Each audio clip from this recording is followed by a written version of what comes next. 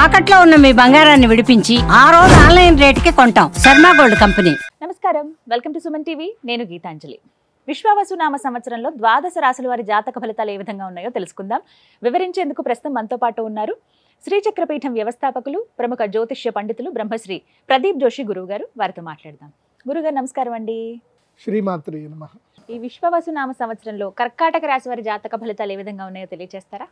విద్యుద్ధామ సమప్రభాం మృగపతి స్కంధస్థితాం భీషణాం కన్యాభిక్కరవాలకేట విలసదస్తాభినా సేవితాం హస్తైశ్చక్రగధాసికేట విషికాంశ్చాపం గుణం తర్జనీం బిభ్రాణాం అనలాత్మికాం శశిధరాం దుర్గాం త్రినేత్రాం భజే. శ్రీమాత్రే నమః. శ్రీ గురుభ్యో నమః. మేషాది ద్వాదశ రాశుల యొక్క ఫలితాలు మనం ఈ విశ్వావసునామ సంవత్సరంలో తెలుసుకోబోతున్నాం. కర్కాటక రాశి వారికి ఈ సంవత్సరం ఆదాయ వ్యయాలు ఎలా ఉన్నాయో తెలుసుకుందాం. కర్కాటక రాశి ఆదాయం 8, వ్యయము 2, అంటే సంపాదన 8 బాగానే ఉంది, ఖర్చు తక్కువ ఉంది, 2 ఖర్చు తక్కువ ఉంది. కాబట్టి ఈ సంవత్సరము ఆదాయం ఎక్కువ ఉంది అంటే అర్థం ఏంటంటే మనకి ఏదైనా డిస్ప్యూట్లో ఉన్న ల్యాండ్స్ ఏమైనా ఉన్నాయి, ఏమైనా భూములు అమ్మేయాలి, ఏమైనా ప్రయత్నాలు ఏమైనా ఉంటే అవి అమ్మేసుకోండి. కర్కాటక రాశి వారు ఈ సంవత్సరం ఏం చేయాలి తెలుసా? వదిలించుకోవాలి. సర్ఫ్ ఎక్సెల్, డిటర్జెంట్ వదిలించుకోవాలి. జీవితంలో ఏవైనా వదిలించుకునేటివి ఉంటే అవన్నీ ఈ సంవత్సరం వదిలించేసుకోండి.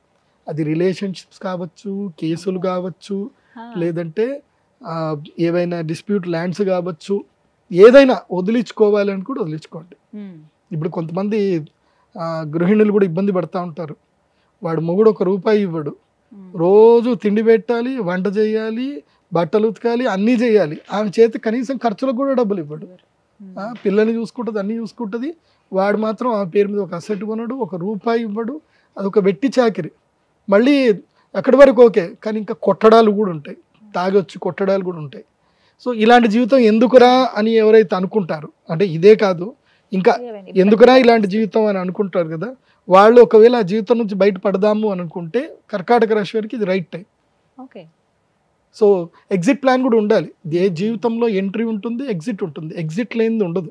కాకపోతే దానికి రైట్ టైం చూసుకోవాలి. కొన్ని ఉద్యోగాలు ఉంటాయి, ఈ ఉద్యోగాలు ఇక చేయలేకపోతున్నాను, సంపాదన రావట్లేదు, అసలు ఏం ఉండట్లేదు అంటే మానేయండి. ఈ సంవత్సరం వదిలించుకోవాల్సిన టైం. ఏదైనా జిడ్డు వదిలించుకోండి. మీకు దుఃఖం కలుగుతుంది దేనివల్ల, దాన్ని వదిలించుకొని కొత్త జీవితానికి వైపు స్టార్ట్ చేసుకోవచ్చు కర్కాటక రాశి. ఎందుకోసమంటే మన జీవితంలో వ్యయస్థానం లోపలి గురువు వస్తే, 12వ స్థానంలో గురువు వస్తే ఏం చేస్తాడు అంటే మంచి వైపు ఖర్చులు చేయిస్తాడు. మంచి వైపు ఖర్చులు జరుగుతాయి. అంటే సరికొత్తగా వైవాహిక జీవితం స్టార్ట్ చేద్దాం అనుకున్నా, సరికొత్తగా అంటే అర్థం ఏంటిది, ఏదైనా ఒక దరిద్రంలో పడి జీవితంలో ఇబ్బంది పడి ఇంకొక మంచి వ్యక్తి మీ జీవితం లోపలికి వచ్చి మిమ్మల్ని ఆశ్రయించి మీకు ఒక ప్రేమ అనురాగాన్ని పంచే వ్యక్తిలో వస్తే you can start your new journey start చేయొచ్చు. కానీ ఈ పుష్యమి నక్షత్ర జాతకులకు నేను చెప్పేది ఏంటంటే, పుష్యమి నక్షత్రం వాళ్ళు ఎలాంటి వాళ్ళు అంటే వాళ్ళ జాతకం ఎట్లుంటుంది అని అంటే ఈ మ్యాగ్నెట్ లాగా అన్నమాట. గాలికి పోయేటివన్నిటిని కూడా తగిలించుకుంటారు వీళ్ళు. అండ్ చెప్పుడు మాటలే ఎక్కువగా వింటారు, సొంత నిర్ణయాల మీద ఎక్కువగా ఉండదు. కానీ వీళ్ళు తాము పట్టిన కుందేలకు 3 కాళ్ళు అంటారు. కుందేలకు ఒక కాలు పట్టుకొని ఉంటారు, ఆ కాలు నీ చేతి లోపల ఉందంటే వినరు, ఇదిగో 3 కాళ్ళని కౌంట్ చేస్తున్నా అంటారు. సో ఆ విధంగా పుష్యమి నక్షత్ర జాతకులకు ఇబ్బందులు ఎక్కువగా ఉంటాయి. కర్కాటక రాశిలో వాళ్ళకి చాలా ఇబ్బందులు ఉంటాయి. కర్కాటక రాశి ఒక కాంప్లికేటెడ్ రాశి. అది సింపుల్ చెప్పాలంటే చాలా కాంప్లికేటెడ్. ఎందుకోసం అంటే కర్కాటకం అంటే ఏంటి, పీత చూడ్డానికి భయంకరంగా ఉంటుంది, దాని గురించి తెలియనిసే భయంకరంగానే కనిపిస్తుంది. అందరినీ అది నేను భయపెట్టిస్తున్నా 2 కూరలు పట్టుకుని అంటుంది. దాన్ని ఎక్కడ పట్టుకోవాలి ఆడ పట్టుకుంటే అది ఏమీ చేయలేదు అది. అట్లాగే కర్కాటక రాశి వాళ్ళు ఏంటంటే అందులో ఆశ్లేష నక్షత్రం ఉంటుంది, తర్వాత పుష్యమి నక్షత్రం ఉంటుంది. ఈ పుష్యమి ఆశ్లేష నక్షత్ర జాతకులే వీళ్ళు. ఒకళ్ళేమో శని మహాదశ, ఇంకొకళ్ళేమో వాళ్ళకి ఆశ్లేష నక్షత్రం వచ్చి సర్ప నక్షత్రం. బుస్సు అని బుస కొడతా ఉంటారే తప్ప ఏం ఉండదు. గట్టిగా తీసుకపోయి నెత్తి పట్టుకున్నారంటే ఏం చేస్తుంది, ఏం చేయలేరు. సో ఆశ్లేష నక్షత్రము పుష్యమి నక్షత్ర జాతకులకు చెప్పేది ఏంటంటే, నేను చెప్పింది రైట్గా ఫాలో అవ్వండి, సిస్టమేటిక్గా ఫాలో అవ్వండి, కోపం తగ్గించుకోండి. మొదలు మీ జీవితం గురించి మీరు ఆలోచన ఎక్కువగా చేయండి. ఈ సంవత్సరము కఠిన నిర్ణయాలు తీసుకోండి. ఏదైనా ఒక నిర్ణయం అంటే ఈ సంవత్సరం దాటిందంటే ఇంక అయిపోయినట్టు. మళ్ళీ ఈ సంవత్సరానికి నీకు లక్ Okay. టైం ఉంది. లక్ అంటే ఏంటి అంటే కొత్త జీవితం స్టార్ట్ చేయడానికి నీకు లక్ టైం ఉంది. అంటే పాత జీవితం వదిలి కొత్త జీవితం లోపలికి వెళ్ళడానికి ఇది రైట్ టైం. ఎట్లాగైతే పాము కుబుసం వదిలి ముందుకెళ్ళిపోతుందో అట్లా మీరు కూడా ఇప్పుడు ఏదైనా ఒక అద్దె ఇంట్లో ఉన్నారు, మీకు కలిసి రావట్లా, ఆ ఇంట్లో ఉండి కలిసి రావట్లే, వదిలేయండి. మీరు సొంత ఇంట్లో ఉన్నారు, ఎంత ఉన్నా ఆ ఇంట్లో కలిసి రావట్లేదు, అది అద్దెకి ఇవ్వండి, ఇంకో అద్దె ఇంటికి వెళ్ళండి. సో ప్లేస్ మారండి. కర్కాటక రాశి వారికి చెప్పేది ఏంటంటే మార్పుకి సిద్ధం అవ్వండి. మార్పు మంచిదే కర్కాటక రాశి వారికి. కాబట్టి వదిలించుకునేది ఏమైనా ఉంటే అన్ని వదిలించుకోండి. సెటిల్మెంట్స్ క్లియర్ చేసుకోవడాలు అన్నిటినీ వాళ్ళు చేసుకోండి. కర్కాటక రాశికి బాగుంటుంది.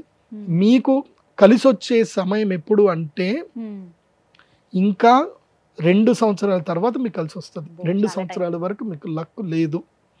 ఈ 2 సంవత్సరాలు కష్టపడాల్సిందే. కాంప్రమైజ్ అవ్వకుండా కష్టపడండి. ఈజీ మనీ జోలికి వెళ్ళకండి. పుష్యమి నక్షత్రం వాళ్ళు ఎవడో మనం ఏదో చేస్తే మనకి ఎవడో ఒకళ్ళు డబ్బులు ఇస్తారు అనుకోవడం మూర్ఖత్వం. దాని లోపలికి వెళ్ళకండి. గురుగారు, మరి పరిహారాలు ఏమైనా తెలియచేయండి. కాస్త కాంప్లికేటెడ్ ఉంది అని అంటున్నారు. అలాగే కొంచెం తెలుసుకుని ప్రవర్తించాలి, ఎక్కడైనా కూడా తెలుసుకుని నడుచుకోవాలి. కాబట్టి ఏమైనా దైవారాధన కావచ్చు, దైవ దర్శనాలు కానీ ఏం చేసుకుంటే మంచిది అంటారు? కర్కాటక రాశి వారు ఈ సంవత్సరం ప్రత్యేకంగా కేదార్నాథ్ దర్శనం చేసుకోండి. బద్రీ కేదార్నాథ్ వెళ్ళండి, దర్శనం చేసుకోండి.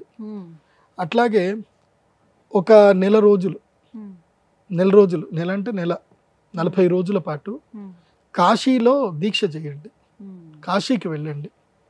మీరు కాశీకి వెళితే తప్ప మీ జీవితంలో మీకు పరమార్థం తెలియదు. కాశీకి వెళ్ళండి, కాశీలో వీధుల్లో తిరగండి, అక్కడ రోజు శివధ్యానం చేయండి. ఒక నియంత్రిత జీవితంలో గడపండి. కాశీ కానీ హరిద్వార్, ఋషికేశ్ కానీ వెళ్ళండి, యోగా చేయండి. ఒక నెల రోజులు యోగా ట్రైనింగ్ కోర్స్కి ఎక్కడికైనా వెళ్ళండి. మానసిక పరివర్తన రావాలి. కర్కాటక రాశి వారికి పరివర్తన రావాలి. పరివర్తన వస్తే పరిష్కారాలు దొరుకుతాయి. పరిష్కారాలు దొరికితే మీరు ప్రోగ్రెస్ వైపు వెళ్తారు. లేదంటే ఎక్కడ వేసిన గొంగడు అక్కడే ఉంటుంది. చెప్పాం కదా, మార్పు. ఇంకోటి ఏంటంటే ఈ అక్షయ తృతీయకి మహాలక్ష్మి యాగం చేసుకోండి. మీకు నష్టం జరగకుండా అమ్మవారు కాపాడుతుంది. అంతే. ఏ రాశి అనేది తెలియదండి. నక్షత్రం చాలా మందికి ఐడియా ఉండదు. ఏ రాశో తెలియదు. మరి మా జాతకాలు మేము ఎలా చూసుకోవాలండి? మాకేమో ఏమైనా పరిహారాలు చేసుకుందామన్నా ముందు నక్షత్రము రాశి అడుగుతున్నారు. అలా కూడా చేసుకోవడానికి వీలు లేకుండా పోయింది. ఇంక ఇంతేనా, తెలుసుకోవడం ఏమైనా కుదురుతుందా అని అడిగే వాళ్ళు చాలా మంది ఉంటారు. వారికి సమాధానం సింపుల్. నేను ఒకటే చెప్తాను. యస్య నాస్తి కిల జన్మపత్రిక యా శుభాశుభ ఫలప్రదాయని అంధకం భవతి తస్య జీవితం దీపహీనమివ మందిరం నిషి. దీని అర్థం ఏంటంటే దీపము లేని గదిలో మనకి ఏది కనబడదు. ఇప్పుడు ఈ గది ఉంది, ఇక్కడ మొత్తం లైట్లను ఆఫ్ చేసేసారు, మనకి ఏవి ఎక్కడనే కనబడవు కదా. దీపం ఉంటే అన్నీ కనబడతాయి. సో అట్లాగే జాతకం లేని వ్యక్తికి తన జీవితంలో తను ఎక్కడున్నాడు అంటే ఈ కాలచక్రంలో తనకి మంచి పొజిషన్లో ఉన్నాడా చెడ్డ పొజిషన్లో ఉన్నాడా ఎక్కడ తెలియదు. అది తెలియజెప్పేదే జాతకం. జాతకం ఒకటి ఉందనుకోండి, వాళ్ళ జీవితంలో ఇప్పుడు ఏలినాటి శని వస్తే ఎట్లా జాగ్రత్త పడాలి, గురుడు లక్ ప్లేస్కి వచ్చాడు, ఇప్పుడు బిజినెస్ చేయాలా ఉద్యోగం చేయాలా, ఇవన్నీ తెలిసేది జాతకం ద్వారానే. సో జాతకం లేకపోతే ఏం తెలియదు. జాతకం అంటే నీ date of birth, time, place అక్యురేట్గా ఉండాలి. ఉంటేనే అది నీకు జాతకం ఉన్నట్టు. జాతకం లేదు అనుకోండి, ఇక మీకు తల్లిదండ్రులు ఏదైతే పేరు పెట్టారో దాంతో మీరు రాశులు చూసుకోవాలి. జాతకం లేదు అంటే, ఒకవేళ మీ date of birth, time, place ఉంది, మీరు సింపుల్గా నా వెబ్సైట్ విజిట్ అవ్వండి, pradeepjoshi.com వెబ్సైట్ విజిట్ అవ్వండి. అక్కడ మీకు హోరోస్కోప్ డీటెయిల్స్ ఉంటాయి. మీ date of birth, time, place enter చేసి సబ్మిట్ చేస్తే మీ జాతకం మీకు PDF రూపంలో వస్తుంది. సో అక్కడ మీ జన్మ నక్షత్రము, జన్మ రాశి ఉంటుంది. సో దాన్ని బట్టి మీ జన్మ నక్షత్రం ఏంటి, మీ జన్మ రాశి ఏంటి చూసుకొని అప్పుడు మేము ఈ మన ఛానల్లో చెప్పే నేనైతే రాశి ఫలాలు చెప్తానో అవి మీరు ఫాలో అవ్వాలి. ఇప్పుడు పత్రికల్లో ఎక్కడ చూసినా మీ రాశి ఏంది అనేది ఆ రాశి ఫాలో అవ్వాలి. జాతకం ఉండి నంబర్ 1 ప్రిఫరెన్స్ ఏంది అని అంటే కనుక date of birth, time, place మీద వచ్చేదే ఒరిజినల్. అది లేదు అన్నప్పుడు ఇప్పుడు నీ పేరు రాము అనుకో, పేపోరారి చిత్తా నక్షత్రం తులారాశి అవుతుంది. నీ పేరు శ్రీనివాసు అనుకో, అది కూడా చిత్తా నక్షత్రము తులారాశి అవుతుంది. లేదంటే దాక్షాయిణి అని పేరు పెట్టుకున్నారు, భూదాబాడ, పూర్వాషాఢ, సో పూర్వాషాఢ నక్షత్రం అవుతుంది, మకర రాశికి వెళ్ళిపోతుంది. సో ఇట్లా మీ యొక్క రాశిని ఏది తెలుసుకోవాలంటే పేరు బట్టి చెప్పే రాశి 100% అయితే ఫలితాలు ఇవ్వదు. జన్మ నక్షత్రం అంటే పుట్టిన సమయంలో ఉన్న నక్షత్రము రాశి మాత్రమే మోస్ట్లీ 80% యాక్యురేట్గా ఉంటుంది. అండ్ వన్ మోర్, రాశి ఫలాలు జనరల్ ప్రెడిక్షన్స్ అందరికీ ఇవి వర్తించవు. క్లియర్గా చెప్తున్నాను, రాశి ఫలాలు జనరల్ ప్రెడిక్షన్స్ అందరికీ వర్తించవు. నీకంటూ నీ ప్రత్యేకమైన దశ అంతర్దశలు ఉంటాయి, అవి మాత్రం నీకు మాత్రం వర్తిస్తాయి 100%. రాశి ఫలాలు జనరల్ ప్రెడిక్షన్ అంటే అప్ టు 60 to 80% యాక్యురేట్గా ఉంటాయి. 60% అయితే కన్ఫర్మ్, 80% వరకు కొంతమందికి యాక్యురెన్సీ ఉంటుంది. కానీ నీకు 100% 80 to 100% యాక్యురెన్సీ రావాలి అని అంటే దశాంతర దశలు తెలుసుకోవాలి. సో ప్రతి ఒక్క వ్యక్తికి దశాంతర దశలు డిఫరెంట్గా ఉంటుంది. ఇప్పుడు మీరున్నారు, మీ అక్క చెల్లెలు ఉన్నారు, మీరు అందరు ఇంట్లో ఒకే ఆర్థిక పరిస్థితుల్లో అందరూ ఒకే ఇంట్లో ఉంటున్నారు. కానీ అందరికి ఎవరి అదృష్టం వాళ్ళదే, ఎవరి నాలెడ్జ్ వాళ్ళదే, ఎవరి యోగాలు వాళ్ళదే. ఒకే ఇంట్లో ఉండే ఆడపిల్లలు, ఒక ఆవిడ తక్కువ చదువుకొని ఉండి పెళ్లి చేసుకున్న తర్వాత ఆవిడకి అదృష్టం రావచ్చు, ఒక ఆవిడ బాగా చదువుకొని జీవితాంతం ఉద్యోగం చేస్తూనే ఉండొచ్చు. చదువున్నంత మాత్రాన అదృష్టం వస్తుందని లేదు, చదువు లేనంత మాత్రాన దురదృష్టం అవుతారని లేదు. సో అదృష్ట దురదృష్టాలు చదువు మీద, స్కిల్ మీద పనిచేయవు. స్కిల్ అనేది జస్ట్ ఏదో బూస్టప్ చేయడానికి పనిచేస్తుంది తప్ప ఎంత స్కిల్ ఉన్నా అదృష్టమే పనిచేస్తుంది. లైక్ ఎగ్జాంపుల్ చెప్పాలంటే రజనీకాంత్ గారు,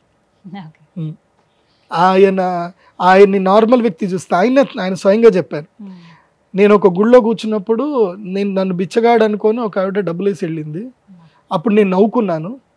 దేవుడు గనక నా పైన అనుగ్రహం చేసి ఉండకపోతే నేను సినిమా స్టార్ అని తెలియదు. ఒక నార్త్ గుడిలో కూర్చున్నప్పుడు, నార్త్ ఇండియాలో గుడిలో కూర్చుంటే ఆమె గుర్తుపట్టుకుని డబ్బులు వేసి వెళ్ళిపోయింది. సో ఇది నా పరిస్థితి. ఆయన అహంకారానికి వెళ్ళా, ఆయన తిట్లే. సో భగవంతుడు నన్ను ఇట్లా కరుణించాడు అన్న ఒక పాజిటివ్నెస్లో ఆయన గొప్పవాడు. ఆ గొప్పతనం అనేది అందరికీ రాదు. అలాంటి బుద్ధి, అలాంటి విచక్షణ ఉంటే తప్ప దేవుడు అదృష్టాన్ని ఇవ్వడు అందరికి. రూపము, యవ్వనము, గుణము, సద్గుణం కాదు, అదృష్టం అనేది భగవంతుడు ఇవ్వాలి. అది ఇస్తే అది ఎవరికి ఇవ్వాలో వాళ్ళకే ఇస్తాడు. దానం ఎవడు చేస్తాడో, ఎవరికైతే ఇచ్చే గుణం ఉంటుందో, ఎవరికైతే పంచే గుణం ఉంటుందో వాడికే భగవంతుడు అదృష్టాన్ని ఇస్తాడు, ఊరికే అందరికి ఇవ్వడు. సో కాబట్టి జాతకం చాలా ఇంపార్టెంట్. ఇప్పుడు నేను రాశిఫలాలు చెప్తాను, కానీ చెప్పేటప్పుడు మీరు జాతకం లేకుండా మీ ఇష్టం వచ్చినట్టుగా మీ పేర్లతో చెప్పుకొని గురుగారు కరెక్ట్ చెప్పలేదు, అన్ని రాంగ్ వెళ్ళిపోతున్నాయి అనుకుంటే అది మీ పొరపాటు, నా పొరపాటు కాదు. సరిగ్గా సరి చూసుకుని ఎవరి రాశి ఏదో, నక్షత్రం ఏదో చూసుకుంటే సరిపోతుంది. ధన్యవాదాలు గురుగారు, నమస్కారం.